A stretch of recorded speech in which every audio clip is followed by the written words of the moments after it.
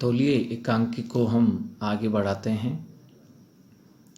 मंगला जो नौकरानी है, सेविका है, और मधु के बीच बातचीत हो रही है। बसंत है, वह बाहर कंपनी के काम से गया हुआ है। 2 महीने हो गए हैं, अभी तक वे लौटे नहीं हैं।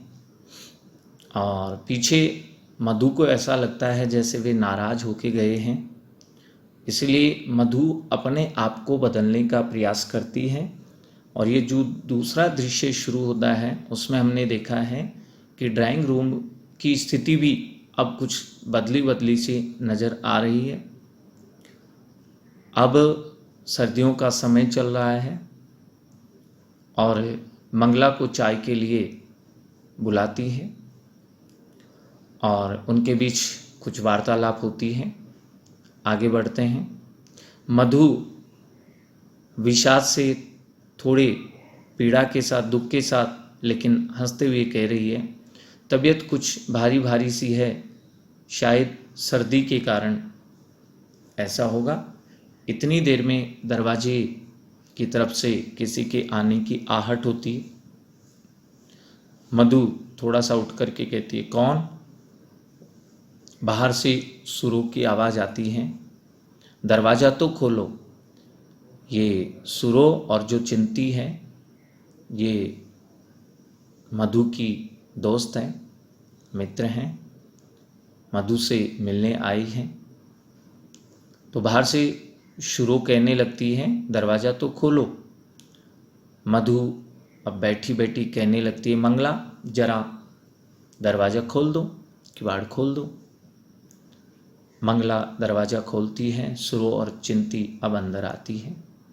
मधु रजाई दूर करते हुए बोलती है, अरे सुरो, चिंती, तुम यहाँ कैसे? सुरो कहती है, आज ही सवेरे यहाँ उतरी। चिंती बताती है, माताजी प्रयाग जा रही थी, सरिता बहन का ख्याल था कि दिल्ली भी देखते चलें। तो मधु पूछती है, ठहरी कहाँ हो? तो चिंती बताती है, कैनॉट पैलेस में मलिक चाचा के यहाँ हम ठहरी हुई है। देर से, काफ़ी समय से उनका भी अनुरोध था, आग्रह था कि आप जब भी दिल्ली आओ तो मेरी यहीं ठहरोगी। मधु कहती है, और मुझे पत्र तक नहीं लिखा। इतने दिनों से मैं कह रही थी कि दिल्ली आओ तो मेरे यहाँ भी आना। सुरो कहती है, सबसे पहले तुम इसे तो मिलने आई है। माताजी कहती थी कि कुतुब मीनार भी देखते आना। चिंती कहती है, मैंने कहा कुतुब मीनार एक तरफ और मधु बहन एक तरफ, यानी जैसे कुतुब मीनार देखने आते हैं वैसे ही हमारी इच्छा थी कि हम आपसे भी मिलें। ऐसे फिर वो मधु कह कहा लगाती है, जोर से हंसती है। कह कहा लगाना, जोर से हंसना। सुरो कहती है, और फिर 2 घंटे से मारी मारी फिर रही है तुम्हारी तलाश में, यानी हम 2 घंटे से तुम्हारे इस घर का पता तलाश रही है। मधु कहती है, लेकिन पता तो मेरा। चिंती कहने लगती है कि सुरो बहन भूल गई, इन्होंने तांगे वाले को भैरव मंदिर चलने के लिए कह दिया। मधु आश्चर्य से, भैरव मंदिर? चिंती कहती है, और तांगे वाला ले गया हमें सब्जी मंडी, कहीं 30 हजारी के गिरजे के पास। एक कोई गिरजाघर था सब्जी मंडी में, तांगे वाला हमें वहाँ ले गया। मधु कहती है, गिरजे के पास? फिर वो जोर जोर से हंसने लगती है। चिंती अपनी बात जारी रखती है। तब इन्हें ख्याल आया कि मंदिर तो हनुमान का है। जो हमने पता बताया भैरव मंदिर, वो सही नहीं था। वास्तव में हनुमान मंदिर के पास तुम्हारा घर था। बाद में हमें याद आया, फिर नई दिल्ली हम वापस आ गई। फिर जोर से मधु हंसती है। सुरो कहती कि और तब पता चला कि हम लोग तो यूं ही परेशान होते रहे, घर तो तुम्हारा बिल्कुल पास में ही था। मधु कहती है, तुम लोग भी? मैं कहती हूँ। फिर जोर जोर से हंसती है। सुरो कहती है, ये इतना हंसना तुम कहाँ से सीख गई? तुम तो थी जन्म से ही सीढ़ी। सीढ़ी का मतलब बहुत संकुचित, संकोच करने वाली। तुम जन्म से ही थी, शुरू से, बचपन से तुम ऐसी थी, और अब तुम खुलकर के कब से हंसने लग गई हो। चिंती कहती है भाई साहब ने सिखा दिया है। बसंत के लिए कहा जा रहा है कि शायद उन्होंने ही इतना ज़ोर ज़ोर से हंसना सिखा दिया, और तो कहाँ से सीखती, और वो अब कहाँ है। मधु कहती है वो बनारस गए हुए हैं 2 महीने से। वहाँ के फर्म के जो मैनेजर थे वो बीमार पड़ गए, शायद आजकल में अब वो लौट आएंगे। चिंती कहती है अच्छे तो हैं, ठीक तो हैं, स्वस्थ तो हैं वो। मधु कहती है अच्छे हैं, मौज में हैं, लेकिन तुम खड़ी क्यों हो, इधर आ जाओ बिस्तर पर। नौकरानी को आवाज़ देती है मंगला मंगला। शुरू और चिंती कुर्सियों पर बैठने लग जाती है। मधु कहती है अरे कुर्सियाँ छोड़ो, बस चली आओ इधर। अपने जिस पलंग पर वो बैठी हुई है उसी पर बुलाना चाह रही है। पलंग पर बैठते हैं लिहाफ लेकर, ये ओढ़नी की जो रजाई है, चद्दर है, इसे लेकर के हम ओढ़ते हैं भी और बैठते हैं यहीं पर। अब कुर्सियों पर नहीं बैठने के लिए कहकर अपने पास पलंग पर बैठने के लिए कहती हैं, तो वह शुरू बोलने लगती हैं लेकिन मेरे पाँव हंस करके, और मैं धो नहीं सकती इन्हें क्योंकि अभी सर्दियों का मौसम है और मैं इन्हें नहीं धो सकती। शुरू कहती है। तो मधु कहती है अरे क्या हुआ तुम्हारे पाँव को, जुराबें तो पहन रखी है तुमने। चिंती कहती है पर तुम्हारा बिस्तर। मधु कहती है कुछ नहीं होता बिस्तर को, मेरे बिस्तर का ख्याल छोड़ो, बस चली आओ इधर, यह किवाड़ बंद कर दो, बर्फ सी हवा अंदर आ रही है। पहले जो व्यवहार मधु का था अब काफ़ी बदल चुका है, तो इसकी सहेलियों को भी बड़ा आश्चर्य हो रहा है। इतनी देर में मंगला आती है और कहने लगती है आपने आवाज़ दी बीबी जी। मधु कहती है मंगला चाय बना कर लाओ। चिंती की वाड़ बंद कर देती है, तीनों घुटनों पर लिहाफ लेकर के आराम से उस बिस्तर में ही बैठ जाती है। सुरो कहती है पुष्पा की शादी हो रही है अगले महीने, इनकी किसी दोस्त की नाम है पुष्पा। मधु चौंक खुशी से लेफ्टिनेंट वीरेंद्र के साथ। तो चिंती बोलती है वह लंब सलम्बा लमटीक सा आदमी, उसकी हाइट ज़्यादा है इसलिए कहा जा रहा है कि दुबला पतला और लंबा, जोर की हवा चले तो उड़ता चला जाए। मैं तो सोचती हूँ कि उसे पुष्पा जैसी मोटी मुल्लों से प्रेम भी हुआ तो कैसे। इनको बड़ा आश्चर्य होता है कि पुष्पा बहुत मोटी है जबकि ये वीरेंद्र जो लेफ्टिनेंट हैं वो पतला और लंबा है, इन दोनों के बीच प्रेम कैसे हुआ। मधु कहती है और मैं इस बात पर हैरान हूँ कि पुष्पा उसे पसंद ही कैसे करती है। चेहरे पर तो उसके मनहूसियत बरसती रहती है और मालूम होता है जैसे। चिंती बीच में ही कहती हैं वर्षों स्नान गृह का मुंह नहीं देखा हो।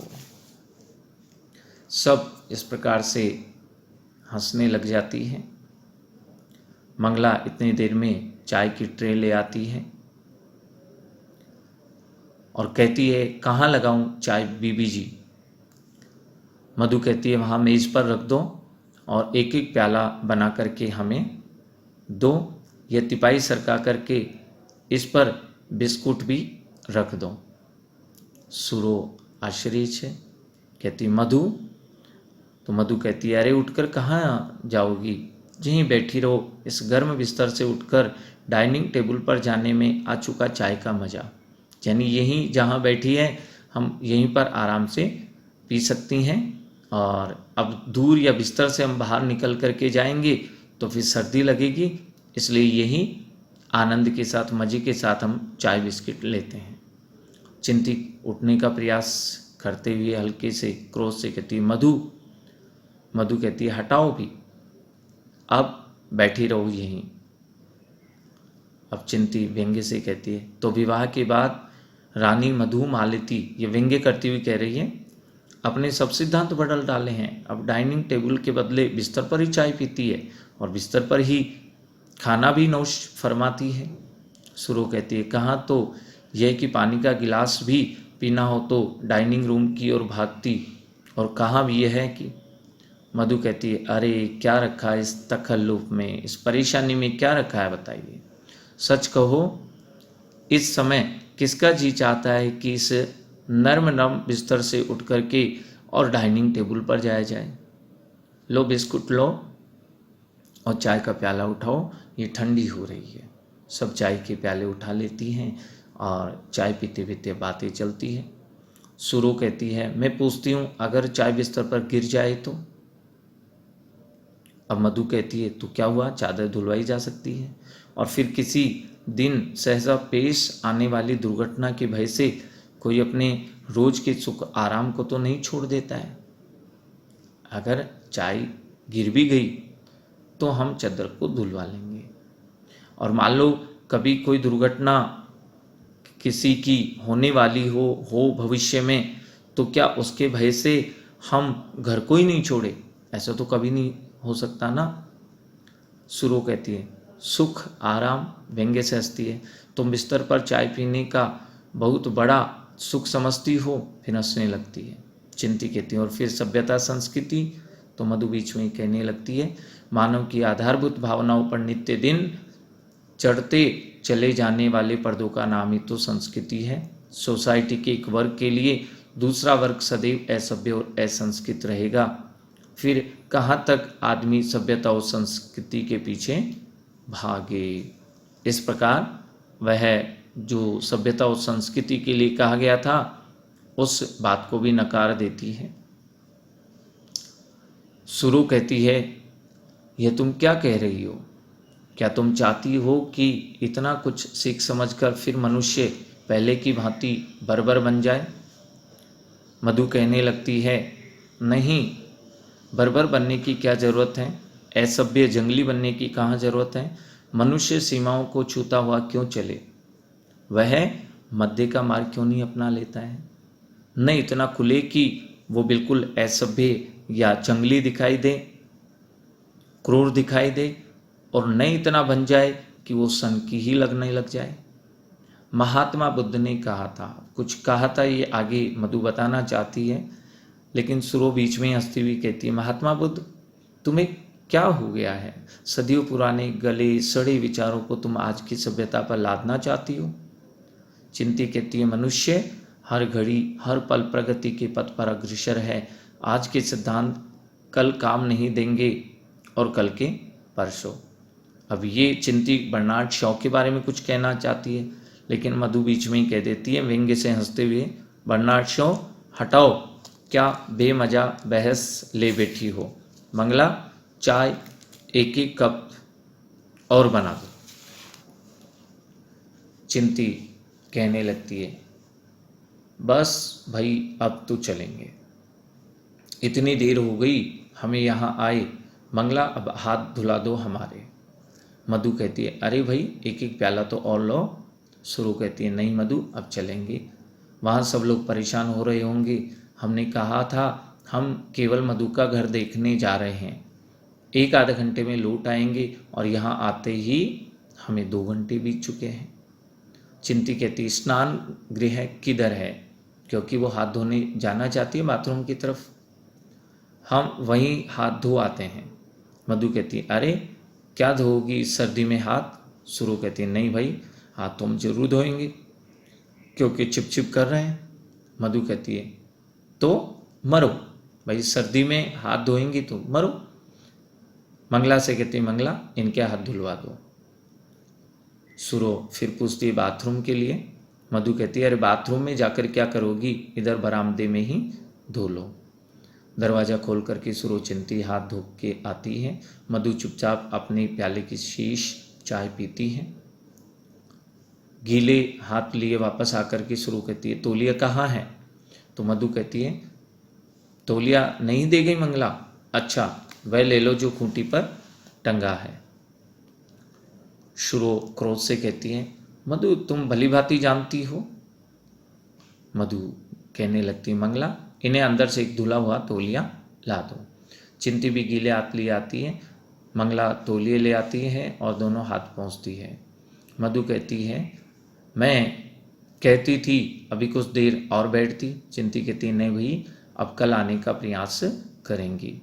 हाथ पोंछ करके तौलिया कुर्सी की पीठ पर वो रख देती है और मधु कहती है कि तुम प्रयास नहीं, जरूर आना, भूलना नहीं, और खाना भी फिर यहीं खाना।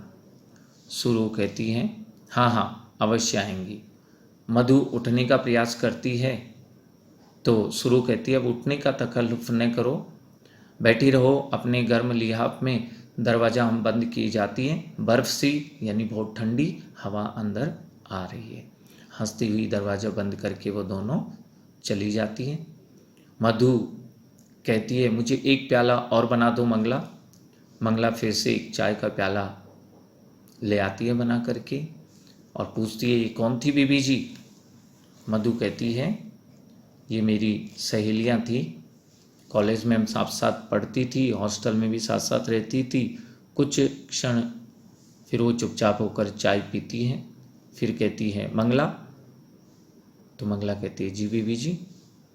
मंगला जरा मेरी ओर देखकर बता, क्या मैं सचमुच बदल गई हूँ? मंगला चुप रहती है। मधु कहती है अपने आप से ही। मेरी सहेलियाँ कहती है मैं बदल गई हूँ, पड़ोसी ने भी यही कहती है। मेरी ओर जरा देखकर बता तो मंगला, क्या मैं वास्तव में बदल चुकी हूँ? मंगला कहती है मैं तो 8 पहर यानी दिन रात 24 घंटे आपके पास रहती हूँ बीबी जी, मैं क्या जानूँ? अपनी बात को जारी रखते हुए मधु कहती है मेरी आंखों में देखकर बता मंगला, क्या ये बदल सकी है? इनमें घृणा की झलक तो नहीं है? मंगला आश्चर्य से कहती है घृणा? तो मधु कहती है मेरे व्यवहार में तकल्लुफ और बनावट तो नहीं है, दिखावा या बनावटीपन तो नहीं है? मंगला आश्चर्य से कहती है बनावट, तकल्लुफ, कष्ट, बनावट, पीड़ा? मधु कहती है तकल्लुफ, बनावट, नफरत, तीनों को मैं अपने दिल से अब निकाल देना चाहती हूँ अपने आप से ही। वह कहती है 2 महीने पहले वे इसी बात पर मुझसे लड़कर चले गए थे। ये अपने मन में ही इस बात को कहती है, वो मंगला को नहीं कहती है। मंगला क्या कह रही है बीबी जी आप? बाबूजी तो मधु शून्य में देखते हुए ऊपर आकाश की ओर देखते हुए कहती है उनका क्रोध अभी तक नहीं उतरा। इन 2 महीनों में उन्होंने मुझे एक पत्र भी नहीं लिखा है। तो मंगला कहती है एक पत्र भी नहीं लिखा, लेकिन? तो मधु उसकी बात को काट करके व्यंग्य से कहती मैं कुशल हूँ, अपनी कुशल का पता देना, या मैनेजर बीमार है, जो ही स्वस्थ हुए चला आऊँगा। इन्हें तुम पत्र लिखना कहती हो? वे मुझसे नाराज है, उनका ख्याल है कि मैं उनसे घृणा करती हूँ। मंगला कहती है कुछ भी समझने में असफल होती है। मंगला उसकी बात को समझ नहीं पाती है।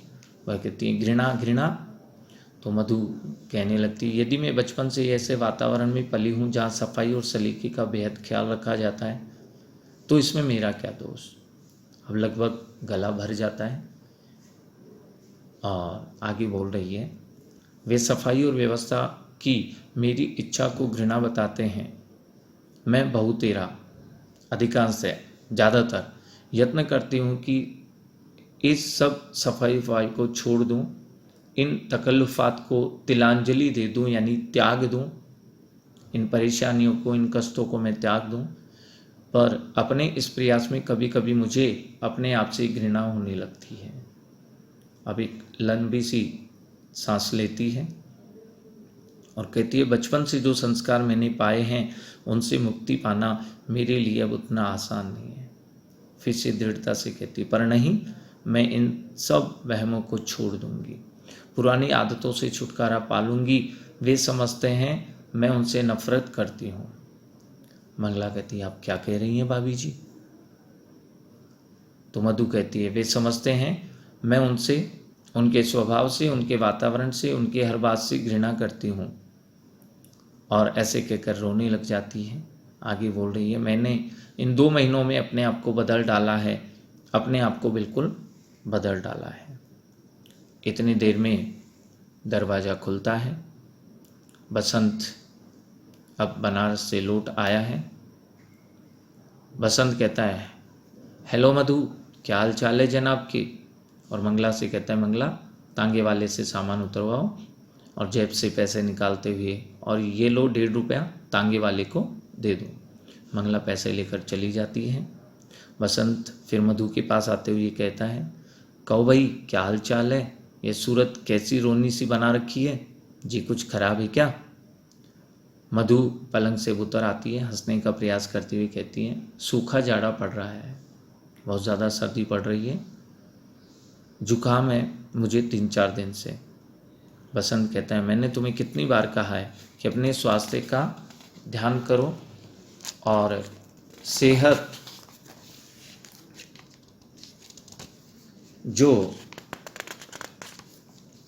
तुम ध्यान नहीं देती हो, सेहत का भी ध्यान रखा करो। जीवन में तुम्हारी ये सफाई और सुगढ़ता यानी स्पष्टता, ये नज़ाकतें, दिखावटें इतना काम नहीं देगी जितनी सेहत। यदि यही ठीक नहीं रहती है तो ये सब किस काम की, और अगर ठीक है तो फिर इनकी कोई ज़रूरत नहीं है। अपने कथन की बारीकी का स्वयं ही वो आनंद लेता है, यानी स्वयं अच्छे से समझ पाता है, मधु इतना समझ नहीं पाती है। और पहली बार जैसे कमरे को अच्छी तरह से देख रहा हो और कहने लगता, अरे ये काया पलट, इतना परिवर्तन कैसे, यह पलंग ड्राइंग रूम में कैसे आ गया, और ये ट्रे और प्याले। मधु कहती है, मैंने पलंग इधर ही बिछा दिया है कि आप और आपके मित्रों को जरा भी कष्ट नहीं हो, मज़े से लिहाफ लेकर आप बैठिए, टेलीफोन आपके सिरहाने ही रहेगा।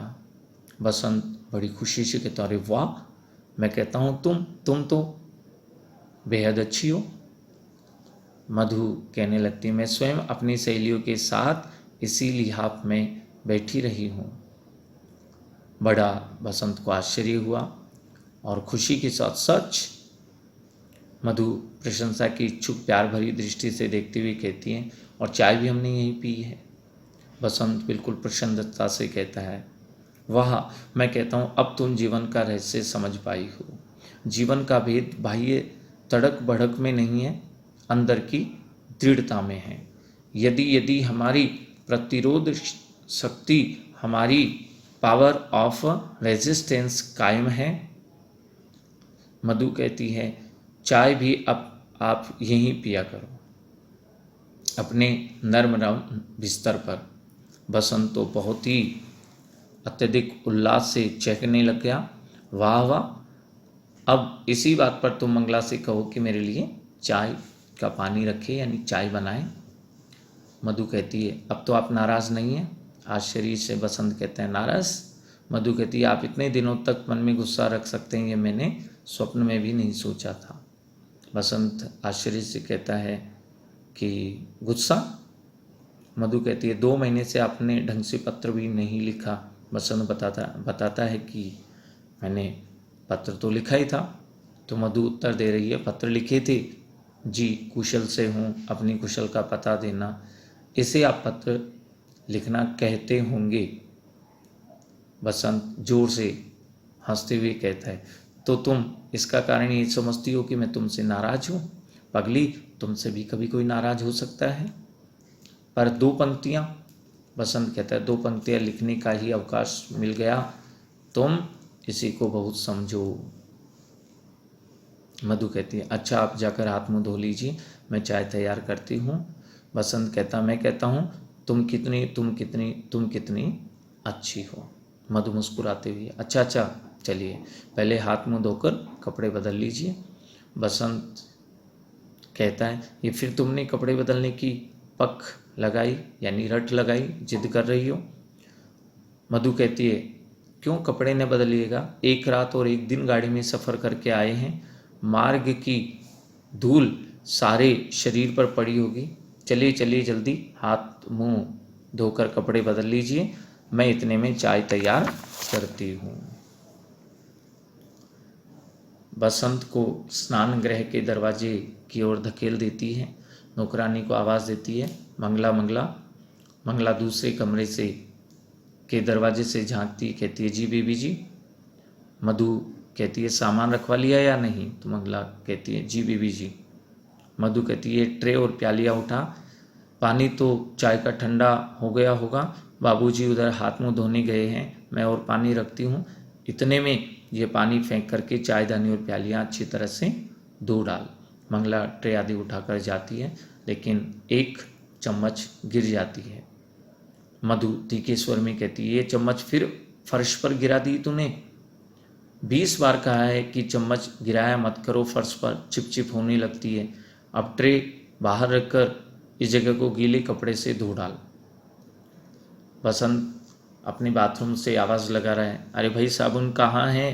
तो मधु कहती है, ध्यान से देखिए, वहीं तख्ती पर पड़ा है। बसंत फिर वहीं से कहता है, और तौलिया? मधु कहने लगती है, हाथ मुंह धो आइए और इधर कमरे से सूखा नया तौलिया लेकर पहुंच लीजिए। मंगला कपड़े का टुकड़ा भिगो करके ले आती है, चुपचाप फर्श को साफ करने लग जाती है। मधु कहती है, तू फर्श साफ करके चायदानी और प्यालियाँ धो डाल और मैं पानी रखती हूँ चाय का। रसोई दरवाजे से वो चली जाती है। कुछ क्षण मंगला चुपचाप फर्श साफ करती रहती है। फिर बसंत हाथ मुंह धोकर के कुर्ते की आस्तीन चढ़ाए गुनगुनाता हुआ आता है, हिंडोला कैसे झूलूं मेरा जिया डोले रे, मैं झूला कैसे झूलूं मेरा जिया डोले रे। और अपने ध्यान में मग्न कुर्सी की पीठ पर पड़े हुए उस तौलिए से मुख पहुँचने लगता है जिसे सुरोर चिंती अभी अभी हाथ मुंह पहुँच करके गई थी। मधु रसोई घर से ही कहती है, ये केतली कैसी बना रखी है मंगला तूने, मनो तो मैल जमी हुई इसके पैंदे में। केतली हाथ में लिए हुए आ जाती है, तुझे कभी बर्तन न साफ करने आएंगे मंगला? कितनी बार कहा है कि सफाई का। अब आगे वो कुछ बोलना चाहती है, अचानक बसंत को सुर वाले तौलिए से मुंह पहुँचते देखकर लगभग चीखते हुए बोलती है कि यह सूखा नया तौलिया लिया है आपने? मैं पूछती हूँ, आप सूखे और गीले तौलिए में तमीज़ भी नहीं कर सकते, आप अंतर भी नहीं कर सकते? अभी तो सुरोर चिंती चाय पीकर इस तौलिए से हाथ पहुँच कर गई है। बसंत घबरा गया, वो कहता है, परंतु नया? मधु कहती है, नया तौलिया उधर कमरे में टंगा है। बसंत, ओह ये कम वक्त तौलिए, मुझे ध्यान ही नहीं रहता, वास्तव में दोनों तौलिए साफ हैं। मुझे कुछ कहना चाहता है। मधु बीच में बोलती है, जी साफ है, जरा आँख खोल कर देखिए, गीले और सूखे। बसंत कहता है, मैंने ऐनक उतार रखी है, और ऐनक के बिना तुम जानती हो हमारी दुनिया किस यानी हंसी हंसता है। और मधु कहती है, जी आपकी दुनिया, जाने आप किस दुनिया में रहते हैं, अब तो ऐनक नहीं है, अगर ऐनक हो तो भी आपको कौन सा कुछ दिखाई देता है। मुंह फुला करके यानी नाराज़ हो जाती है, दम से कौच में वह चली जाती है, घुस जाती है। बसंत कहता है, ये तुमने फिर मुंह लटका लिया, नाराज़ हो गई हो क्या? व्यंग्य से मधु कहती है, नहीं मैं नाराज़ नहीं हूँ। बसंत चिल्ला करके कहता है, तुम्हारा ख्याल है मैं इतना मूर्ख हूँ जो ये भी नहीं पहचान सकता। अर्थात मधु जो अपने आप को बदलना चाह रही थी वास्तव में बदल नहीं पाई है, और जैसे ही बसंत आता है फिर से तौलिए को लेकर उनमें विवाद प्रारंभ हो जाता है। धन्यवाद।